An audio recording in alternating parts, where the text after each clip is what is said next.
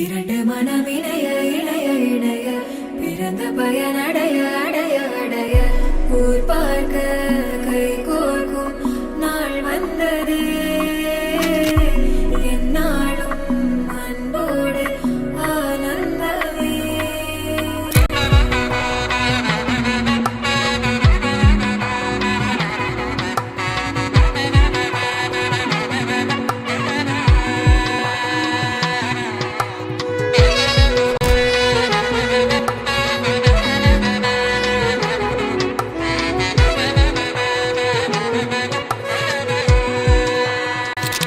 என் கூட்டிலே ஒரு ஓரமாய் இருந்தேனடா கண்ணா, வரமாகவே நீ வந்ததால் திளைத்தேனடா.